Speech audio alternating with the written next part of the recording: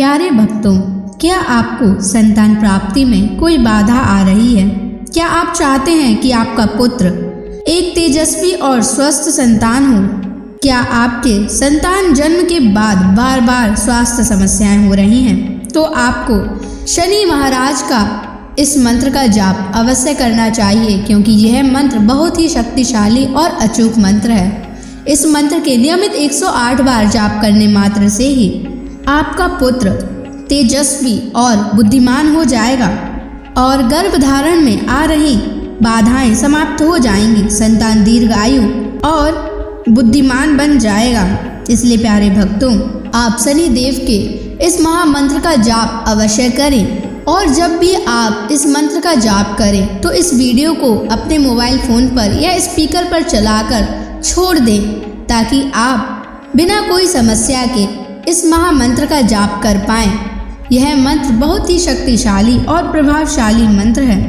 इस मंत्र के जाप से पुत्र प्राप्ति के योग भी प्रबल होते हैं और संतान का जीवन सुरक्षित और सुखद होता है। घर में खुशहाली और समृद्धि बनी रहती है। इसलिए प्यारे भक्तों, अगर आप भी चाहते हैं कि आपका पुत्र हमेशा खुश रहे, तो आप इस मंत्र का जाप अवश्य करें और नियमित 108 बार करें और पूरी श्रद्धा के साथ करें। तभी आप शनि महाराज के असीम कृपा के भागी बन पाओगे। और अगर आप शनि देव का आशीर्वाद प्राप्त करना चाहते हैं तो इस वीडियो को लाइक और चैनल को सब्सक्राइब जरूर कर दीजिए और कमेंट बॉक्स में जय शनि महाराज अवश्य लिख दीजिए। तो चलिए भक्तों, मंत्र का जाप करना प्रारंभ करते हैं। ओम ह्रीं श्रीं क्लीं शन शनैश्चराय महाक्रूराय नमः। ओम ह्रीं श्रीं क्लीं शन शनैश्चराय महाक्रूराय नमः। ओम ह्रीं श्रीं क्लीं शन शनैश्चराय महाक्रूराय नमः। ओम ह्रीं श्रीं क्लीं शन शनैश्चराय महाक्रूराय नमः। ओम ह्रीं श्रीं क्लीं शन शनैश्चराय महाक्रूराय नमः।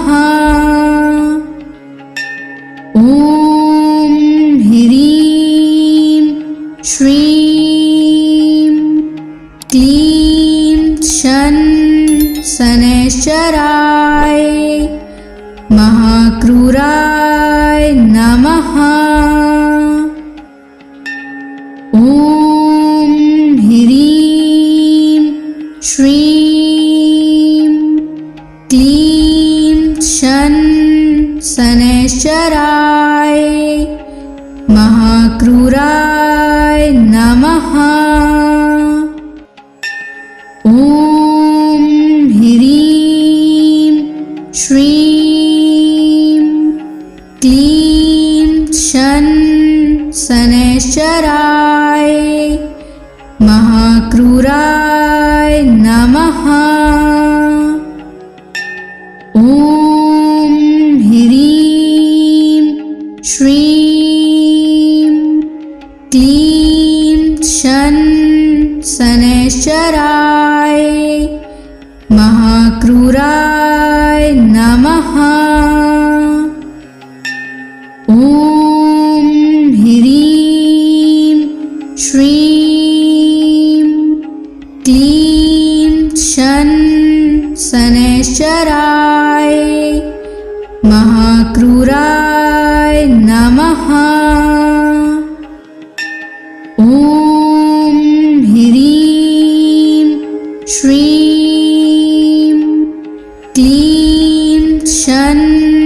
शनैश्चराय महाक्रूराय नमः। ॐ ह्रीं श्रीं क्लीं शनैश्चराय महाक्रूराय नमः। ॐ ह्रीं श्रीं क्लीं शनैश्चराय महाक्रूराय नमः। ॐ ह्रीं श्रीं क्लीं शनैश्चराय महाक्रूराय नमः। ॐ ह्रीं श्रीं क्लीं शनैश्चराय महाक्रूराय नमः। ॐ ह्रीं श्रीं क्लीं शनैश्चराय महाक्रूराय नमः। ॐ ह्रीं श्रीं क्लीं शनैश्चराय महाक्रूराय नमः। ॐ ह्रीं श्रीं क्लीं शनैश्चराय महाक्रूराय नमः। ॐ ह्रीं श्रीं क्लीं शनैश्चराय महाक्रूराय नमः। ॐ ह्रीं श्रीं क्लीं शनैश्चराय महाक्रूराय नमः। ॐ ह्रीं श्रीं क्लीं शनैश्चराय महाक्रूराय नमः। ॐ ह्रीं श्रीं क्लीं शनैश्चराय महाक्रूराय नमः। ॐ ह्रीं श्रीं क्लीं शनैश्चराय महाक्रूराय नमः। ॐ ह्रीं श्रीं क्लीं शनैश्चराय महाक्रूराय नमः। ॐ ह्रीं श्रीं क्लीं शनैश्चराय महाक्रूराय नमः। ॐ ह्रीं श्रीं क्लीं शनैश्चराय महाक्रूराय नमः।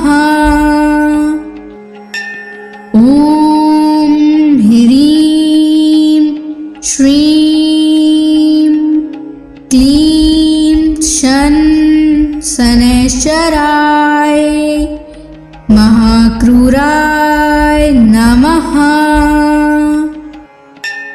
ॐ ह्रीं श्रीं क्लीं शन शनैश्चराय महाक्रूराय नमः।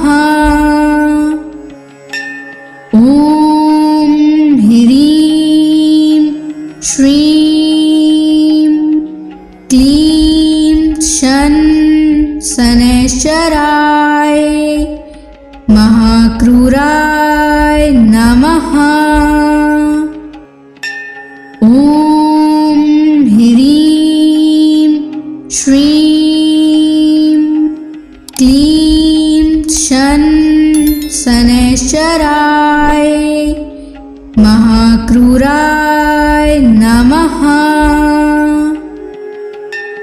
ॐ ह्रीं श्रीं क्लीं शन शनैश्चराय महाक्रूराय नमः। ॐ ह्रीं श्रीं क्लीं शन शनैश्चराय महाक्रूराय नमः। ॐ ह्रीं श्रीं क्लीं शन शनैश्चराय महाक्रूराय नमः। ॐ ह्रीं श्रीं क्लीं शन शनैश्चराय महाक्रूराय नमः। ॐ ह्रीं श्रीं क्लीं शन शनैश्चराय महाक्रूराय नमः।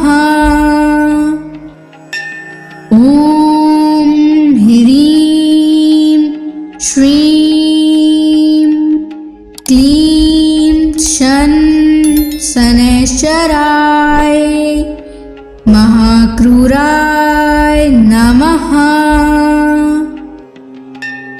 ॐ ह्रीं श्रीं क्लीं शन शनैश्चराय महाक्रूराय नमः।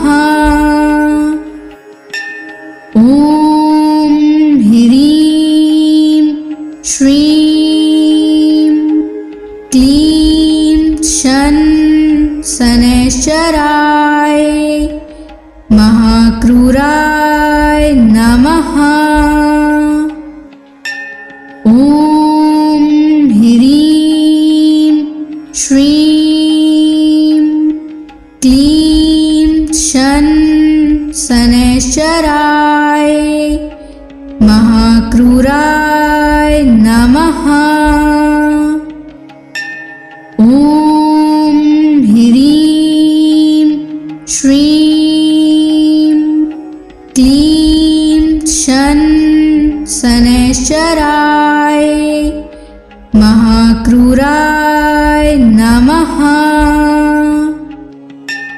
ॐ ह्रीं श्रीं क्लीं शन शनैश्चराय महाक्रूराय नमः।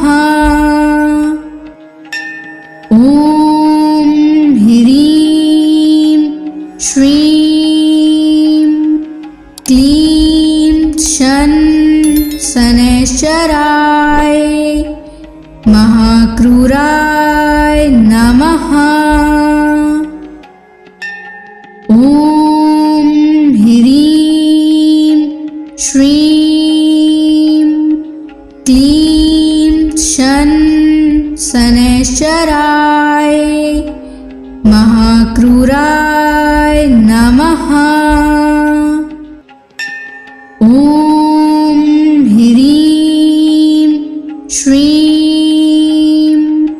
क्लीं शन शनैश्चराय महाक्रूराय नमः। ॐ ह्रीं श्रीं क्लीं शन शनैश्चराय महाक्रूराय नमः। ॐ ह्रीं श्रीं क्लीं शन शनैश्चराय महाक्रूराय नमः। ॐ ह्रीं श्रीं क्लीं शन शनैश्चराय महाक्रूराय नमः। ॐ ह्रीं श्रीं क्लीं शन शनैश्चराय महाक्रूराय नमः। ॐ ह्रीं श्रीं क्लीं शन शनैश्चराय महाक्रूराय नमः। ॐ ह्रीं श्रीं क्लीं शन शनैश्चराय महाक्रूराय नमः। ॐ ह्रीं श्रीं क्लीं शन शनैश्चराय महाक्रूराय नमः। ॐ ह्रीं श्रीं क्लीं शन शनैश्चराय महाक्रूराय नमः। ॐ ह्रीं श्रीं क्लीं शन शनैश्चराय महाक्रूराय नमः। ॐ ह्रीं श्रीं क्लीं शन शनैश्चराय महाक्रूराय नमः। ॐ ह्रीं श्रीं क्लीं शन शनैश्चराय महाक्रूराय नमः। ॐ ह्रीं श्रीं क्लीं शन शनैश्चराय महाक्रूराय नमः। ॐ ह्रीं श्रीं क्लीं शन शनैश्चराय महाक्रूराय नमः। ॐ ह्रीं श्रीं क्लीं शन शनैश्चराय महाक्रूराय नमः। ॐ ह्रीं श्रीं क्लीं शन शनैश्चराय महाक्रूराय नमः।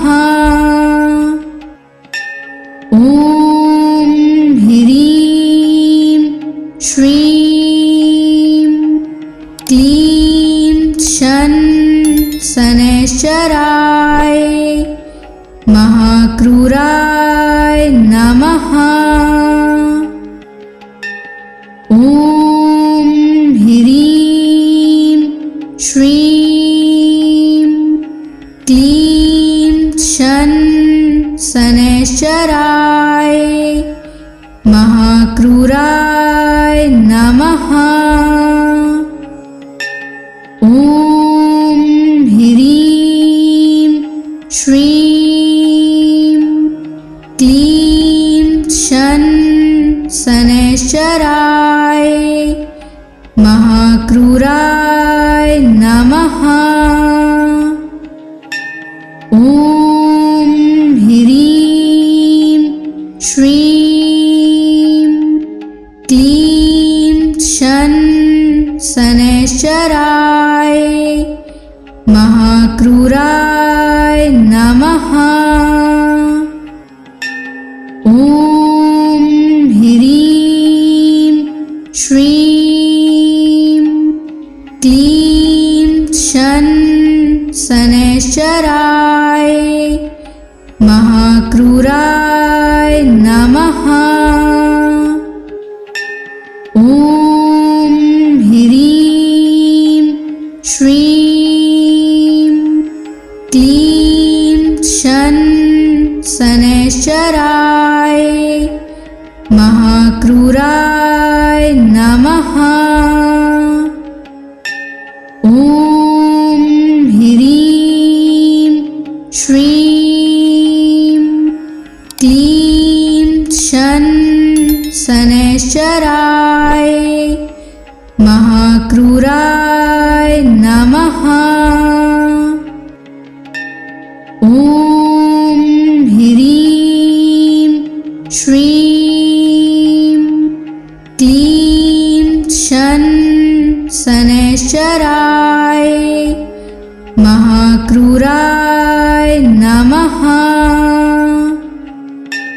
ॐ ह्रीं श्रीं क्लीं शन शनैश्चराय महाक्रूराय नमः। ॐ ह्रीं श्रीं क्लीं शन शनैश्चराय महाक्रूराय नमः। ॐ ह्रीं श्रीं क्लीं शन शनैश्चराय महाक्रूराय नमः। ॐ ह्रीं श्रीं क्लीं शन शनैश्चराय महाक्रूराय नमः। ॐ ह्रीं श्रीं क्लीं शन शनैश्चराय महाक्रूराय नमः। ॐ ह्रीं श्रीं क्लीं शन शनैश्चराय महाक्रूराय नमः। ॐ ह्रीं श्रीं क्लीं शन शनैश्चराय महाक्रूराय नमः। ॐ ह्रीं श्रीं क्लीं शन शनैश्चराय महाक्रूराय नमः। ॐ ह्रीं श्रीं क्लीं शन शनैश्चराय महाक्रूराय नमः। ॐ ह्रीं श्रीं क्लीं शन शनैश्चराय महाक्रूराय नमः। ॐ ह्रीं श्रीं क्लीं शन शनैश्चराय महाक्रूराय नमः। ॐ ह्रीं श्रीं क्लीं शन शनैश्चराय महाक्रूराय नमः। ॐ ह्रीं श्रीं क्लीं शन शनैश्चराय महाक्रूराय नमः। ॐ ह्रीं श्रीं क्लीं शन शनैश्चराय महाक्रूराय नमः। ॐ ह्रीं श्रीं क्लीं शन शनैश्चराय महाक्रूराय नमः। ॐ ह्रीं श्रीं क्लीं शन शनैश्चराय महाक्रूराय नमः। ॐ ह्रीं श्रीं क्लीं शन शनैश्चराय महाक्रूराय नमः। ॐ ह्रीं श्रीं क्लीं शन शनैश्चराय महाक्रूराय नमः। ॐ ह्रीं श्रीं क्लीं शन शनैश्चराय महाक्रूराय नमः। ॐ ह्रीं श्रीं क्लीं शन शनैश्चराय महाक्रूराय नमः। ॐ ह्रीं श्रीं क्लीं शन शनैश्चराय महाक्रूराय नमः। ॐ ह्रीं श्रीं क्लीं शन शनैश्चराय महाक्रूराय नमः। ॐ ह्रीं श्रीं क्लीं शन शनैश्चराय महाक्रूराय नमः। ॐ ह्रीं श्रीं क्लीं शन शनैश्चराय महाक्रूराय नमः।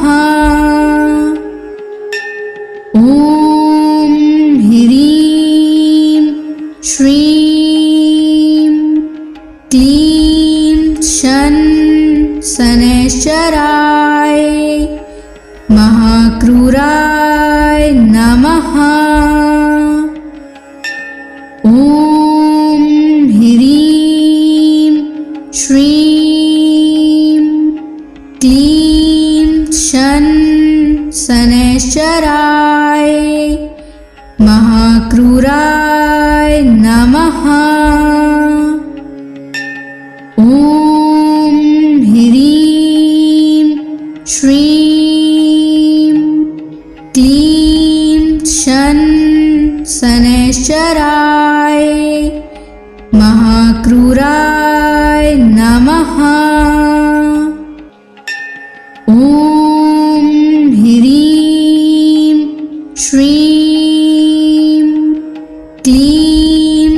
शन शनैश्चराय महाक्रूराय नमः।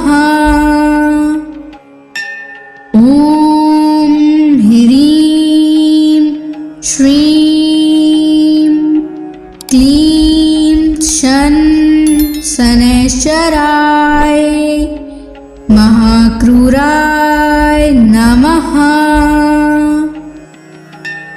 ॐ ह्रीं श्रीं क्लीं शन शनैश्चराय महाक्रूराय नमः। ॐ ह्रीं श्रीं क्लीं शन शनैश्चराय महाक्रूराय नमः। ॐ ह्रीं श्रीं क्लीं शन शनैश्चराय महाक्रूराय नमः। ॐ ह्रीं श्रीं क्लीं शन शनैश्चराय महाक्रूराय नमः। ॐ ह्रीं श्रीं क्लीं शन शनैश्चराय महाक्रूराय नमः।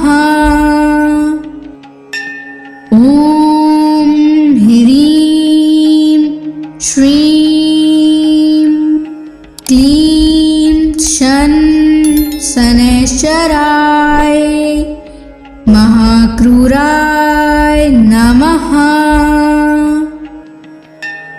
ॐ ह्रीं श्रीं क्लीं शन शनैश्चराय महाक्रूराय नमः। ॐ ह्रीं श्रीं क्लीं शन शनैश्चराय महाक्रूराय नमः।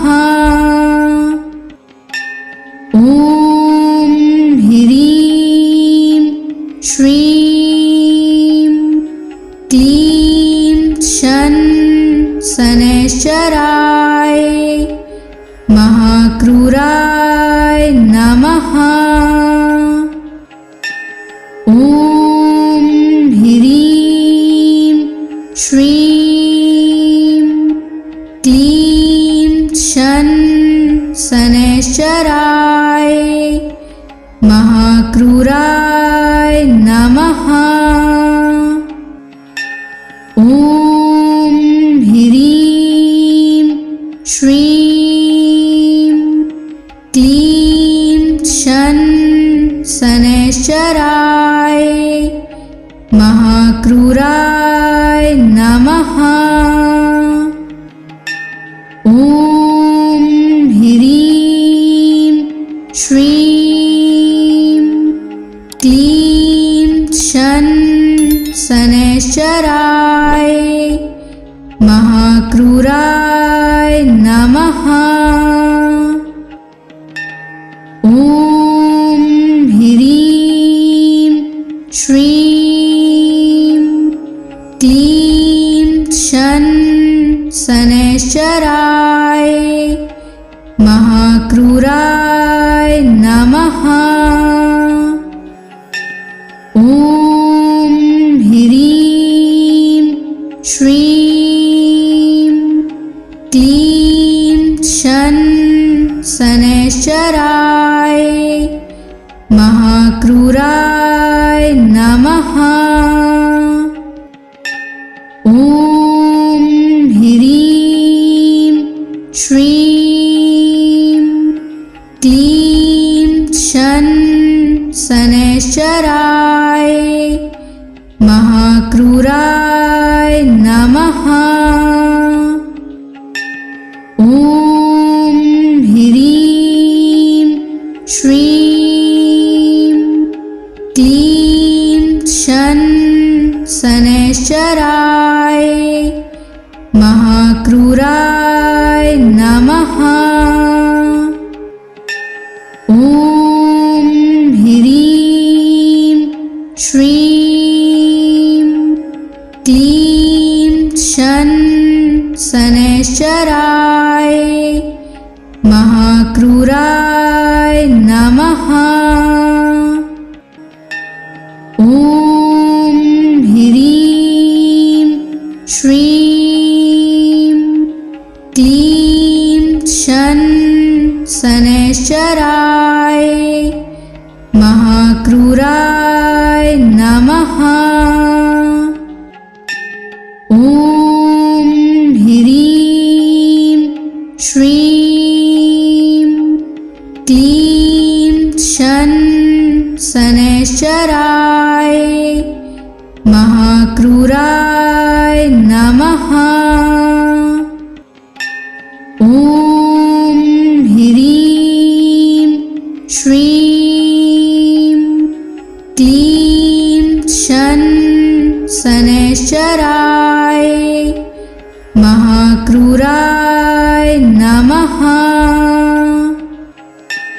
ॐ ह्रीं श्रीं क्लीं शन शनैश्चराय महाक्रूराय नमः। ॐ ह्रीं श्रीं क्लीं शन शनैश्चराय महाक्रूराय नमः। ॐ ह्रीं श्रीं क्लीं शन शनैश्चराय महाक्रूराय नमः। ॐ ह्रीं श्रीं क्लीं शन शनैश्चराय महाक्रूराय नमः। ॐ ह्रीं श्रीं क्लीं शन शनैश्चराय महाक्रूराय नमः। ॐ ह्रीं श्रीं क्लीं शन शनैश्चराय महाक्रूराय नमः। ॐ ह्रीं श्रीं क्लीं शन शनैश्चराय महाक्रूराय नमः। ॐ ह्रीं श्रीं क्लीं शन शनैश्चराय महाक्रूराय नमः। ॐ ह्रीं श्रीं क्लीं शन शनैश्चराय महाक्रूराय नमः। ॐ ह्रीं श्रीं क्लीं शन शनैश्चराय महाक्रूराय नमः। ॐ ह्रीं श्रीं क्लीं शन शनैश्चराय महाक्रूराय नमः। ॐ ह्रीं श्रीं क्लीं शन शनैश्चराय महाक्रूराय नमः। ॐ ह्रीं श्रीं क्लीं शन शनैश्चराय महाक्रूराय नमः। ॐ ह्रीं श्रीं क्लीं शन शनैश्चराय महाक्रूराय नमः। ॐ ह्रीं श्रीं क्लीं शन शनैश्चराय महाक्रूराय नमः। ॐ ह्रीं श्रीं क्लीं शन शनैश्चराय महाक्रूराय नमः। ॐ ह्रीं श्रीं क्लीं शन शनैश्चराय महाक्रूराय नमः। ॐ ह्रीं श्रीं क्लीं शन शनैश्चराय महाक्रूराय नमः। ॐ ह्रीं श्रीं क्लीं शन शनैश्चराय महाक्रूराय नमः। ॐ ह्रीं श्रीं क्लीं शन शनैश्चराय महाक्रूराय नमः।